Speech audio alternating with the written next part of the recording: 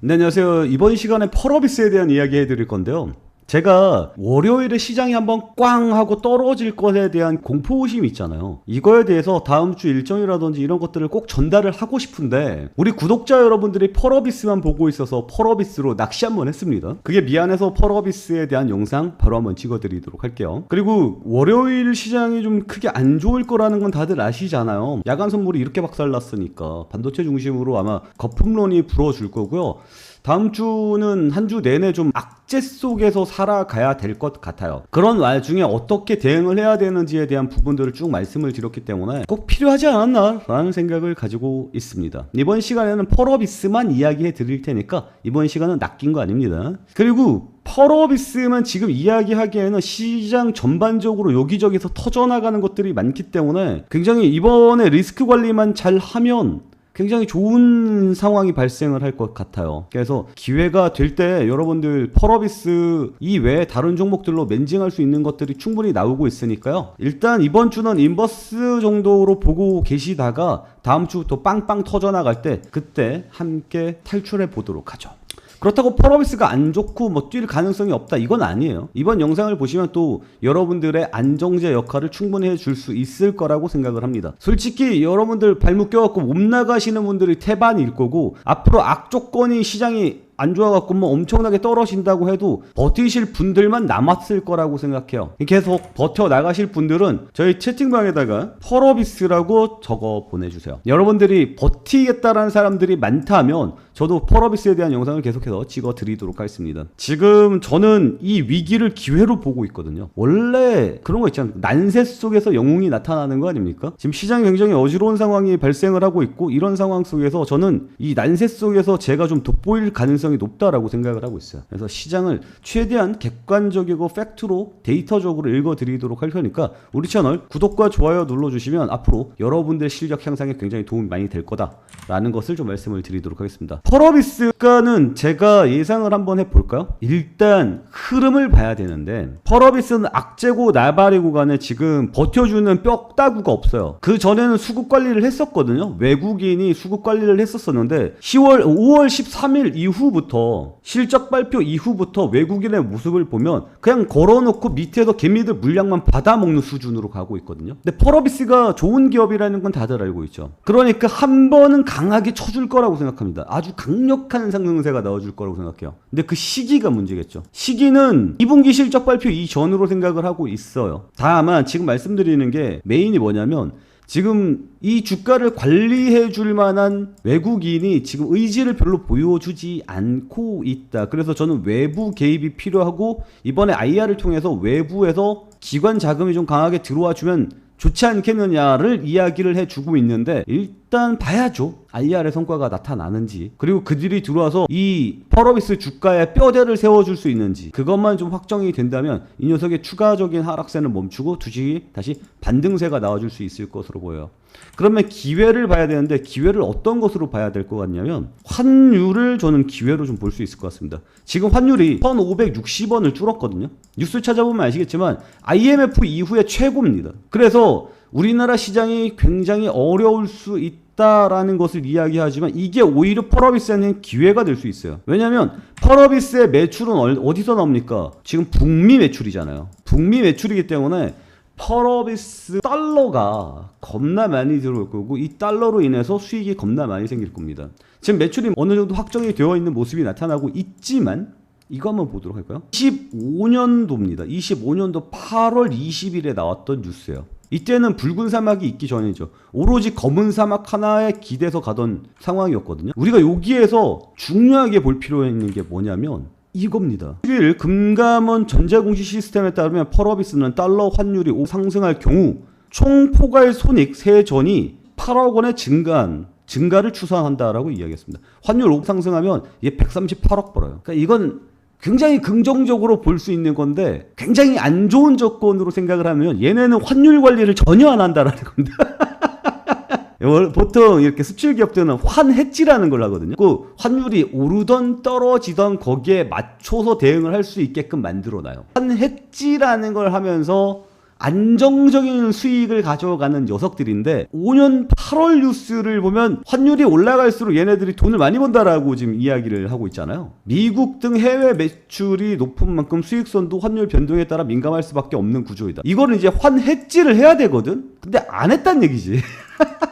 그래서 이번에 이제 환율이 미친 듯이 올라가니까 펄어비스는 좋죠. 너 낫죠. 네, 환율이 막 미친 듯이 빠지는 모습이 나타나면 화냈지 않았던 애들은 작살 나는 건데, 아무튼 긍정적으로밖에 볼 수 없지 않나라는 생각을 가지고 있습니다. 그리고 지금 우리나라 환율 관련해서 정부도 이번에 긴급적으로 대책을 쏟아내고 있죠. 이번 주말에 공무원들이 나왔습니다. 공무원들 나와가지고 열심히 이번 사태를 방어해 보겠다라고 이야기를 하고 있어요. 지금 현재 환율이 올라가 있는 요인들을 한번 생각을 해보도록 합시다. 또 이런 것들 하나하나가 다 공부니까. 환율이 이렇게 빵빵 치고 올라가는 이유가 첫 번째 뭡니까? 이란이죠, 이란. 중동에 대한 긴장감. 그로 인해서 리스크가 올라가잖아요. 국제적, 지정학적 리스크가 올라가면 사람들은 안정적인 거 좋아한단 말이에요. 그래서 안정적인 거 좋아하는 사람들이 달러 쪽으로 수요가 쌓여요. 그러면 이제 우리나라 같은 경우는 상대적으로 위험자산이란 말이에요. 원화를 팔고 달러 쪽으로 들어갑니다. 이건 일단 이론적인 거니까 깔고 넘어가고요. 두 번째로는 미국의 금리 인상 가능성입니다. 지금 미국장이 박살이 난 이유가 뭐예요? 이것 때문이거든요. 금리 인상 가능성 때문에 지금 패닉셀로 들어갔어요. 미국장이 금요일 밤에. 그럼 월요일에 한국장도 당연히 패닉셀로 들어갈 수밖에 없겠죠. 그 와중에 좀 죄송한데 서인영 재호네요.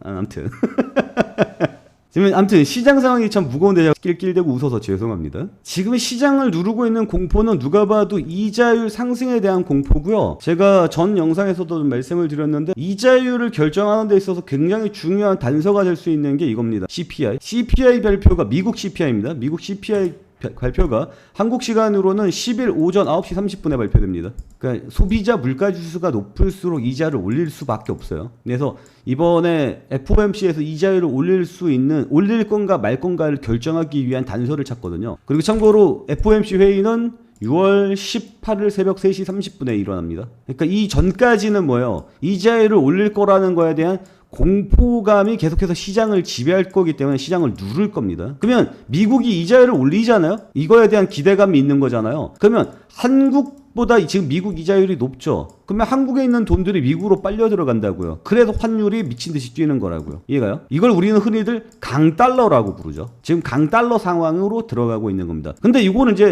조금 논외인데 미국이 지금 USDT라든지 USDC 같은 걸 만들고 있잖아요. 그래서 지금 이거 디지털 달러로 전환을 하겠다라는 기조를 보이고 있단 말이에요. 이 디지털 달러 전환 기조가 보이면 무엇이 되는 거냐면 나중에 USDT나 USDC 같은 게 훨씬 더 결제 쪽으로 들어갈 가능성이 높아요. 그럼 여러분들은 달러 쓸래요? 원화 쓸래요? 그러면 좀 극단적으로 이야기를 했을 때 저기 아프리카의 여러분들의 모 국가의 국민이라고 생각해 봅시다. 그러면 USDC 이런 것들이 여러분 핸드폰으로 결제가 가능한 상황으로 보인다면 어떻게 될 것 같아요? 예, 그렇습니다. 그래서 USDC와 USDT 이쪽으로 자금이 엄청나게 들어갈 것으로 예상이 되고 있어요. 미국도 이쪽으로 밀고 있죠. 왜냐면 미국 달러가 너무 미친 듯이 풀리고 있으니까 야씨 달러 뭘 이렇게 너무 많이 풀어? 그럼 달러는 쓰레기 되는 거잖아. 이걸 해지하기 위해서 미국은 국채를 발행했거든요. 이 국채를 발행했었는데 다른 나라들 중국을 중심으로 해서 미국 국채를 더 이상 안 사주기 시작했어요. 그래서 중국이 전 세계에서 미국 국채를 가장 많이 가지고 있었는데 지금 일본한테 밀렸죠. 일본이 미국 국채를 가장 많이 사고 있습니다. 그래서 다른 나라들이 달러의 이 인플레이션을 수출을 안 받겠다라는 뜻으로 이야기를 하니까 더 이상 국채가 감당이 안 되잖아요. 그러면 국채 발행을 더 이상 할 수가 없는 수준으로 가면 미국이 망하는 거거든요. 그래서 국채를 받아줄 다른 나라가 없으니까 이쪽으로 넘기는 겁니다. 디지털 달러. 디지털 달러를 발행하기 위해서는 반드시 미국 국채를 사야 되거든요. 그래서 지금 이 디지털 달러가 국채를 사는 규모가 전 세계 7위 정도 합니다. 국가 포함, 국가 순위에서 봤을 때. 국가가 아님에도 불구하고 국가 순위 정도로 지금 매수가 들어가고 있는 거죠. 이 이야기는 미국이 앞으로 USDC나 USDC 쪽으로 넘어갈 가능성이 굉장히 높다. 이렇게 보면 좋을 것 같아요. 뭐 하다가 여기로 넘어왔지? 뭐 무튼 이런 식으로 넘어가게 되면 앞으로 코인판이 커질 가능성이 높습니다. 그래서 지금 클래리티 법안이 5월 통과가 됐잖아요. 그러니까 클래리티 법안이 상원에서 통과가 되는 순간부터는 코인 가격이 미친 듯이 상승할 겁니다. 근데 지금은 비트코인 가격이 6만 달러대로 떨어져 있는 상황이거든요. 그래서 그 바닥 구간에 와 있는 상황으로 보시면 좋을 것 같아요. 비트코인이 6만 달러대라는 건 굉장히 기회입니다. 왜냐하면 이쪽에 암흑자격, 검은 돈들이 너무 많이 들어가 있어서 비트코인이 이제 망할 수 있는 구조가 아닌 것 같아요. 그래서 나중에 비트코인을 지금 전략 비축 자산으로 규정이 되어 있는 상황이죠. 이게 이제 금의 지위를 차지하게 되면 그때부터는 미친 듯이 날아갈 가능성이 높을 것 같아요. 요거는 이제 여러분들이 직접 유튜브로 코인 관련 채널로 한번 찾아보시기 바랍니다. 뭐 하다가 얘기가 여기까지 왔냐?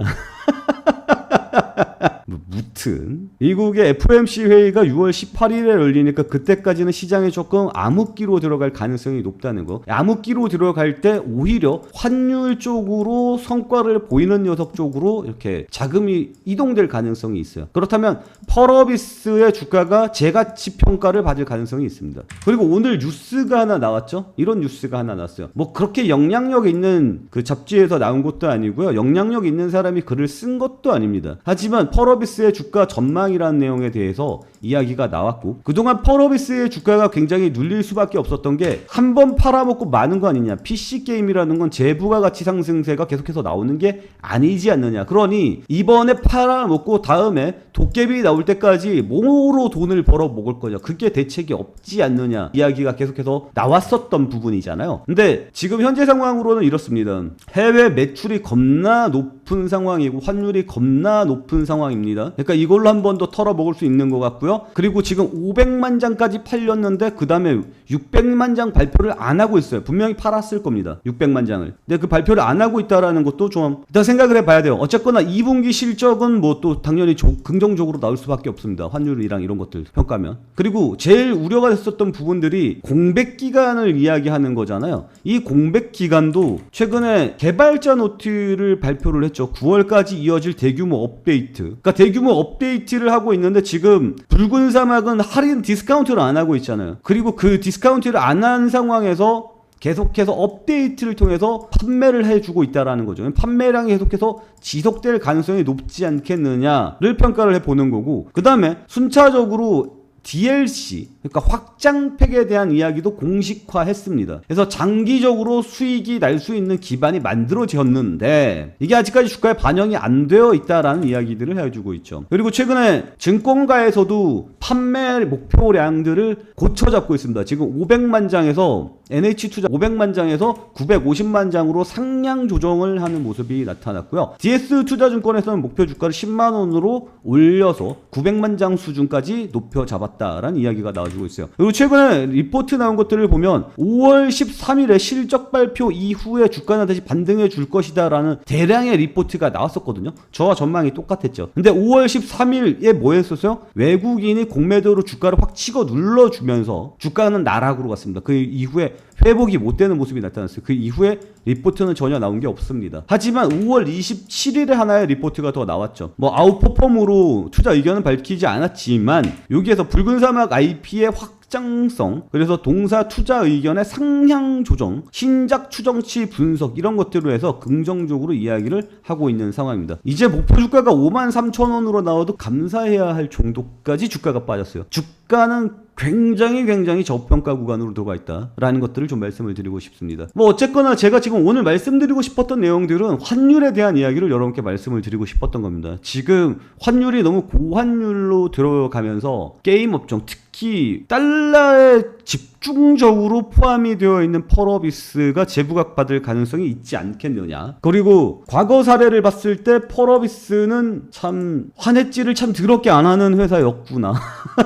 그래서 이번에 환율 상승에 대한 수혜를 직접적으로 가장 많이 볼 수 있는 회사가 되지 않겠느냐, 이런 생각을 좀 가지고 있습니다. 그리고 얼마 전에 깐부 회동이 있었잖아요. 젠슨 황이 NC의 대장을 만났어요. 김택진 대표를 만났죠. 그래서 AI와 게임 업종에 그 뭔가의 퍼포먼스가 나오지 않을까라는 기대감 역시 가지고 있습니다. 그래서 게임 업종의 상승세가 나와줄 수 있지 않을까. 그리고 이 내용들을 좀 보면 게임 업종 전반적으로 해외 매출 비중이 크기 때문에 이 해외 매출 비중 큰 녀석들, 특히 게임 업종이 다시 한번 부각을 받아줄 가능성도 열려 있다. 일단은 시장은 악조건 속으로 보되 그동안 너무 저평가가 되어 있으니 이번에 재평가 기회도 한번 오지 않겠느냐라는 생각을 가지고 라고 다시 한번 말씀을 드리겠고요. 그리고 제 영상을 악플러들은 보지 마라고 이야기를 했는데 악플러들은 계속해서 제 영상을 보고 있습니다. 뭐 보고 있다고 이렇게 와서 보는지 잘 모르겠어요. 내 영상 분석이 그렇게까지 마음에 드나? 아무튼 영상 찍지 마세요 이렇게 댓글 다시는 분은 있던데 내가 안 찍으면 좋아할 거예요?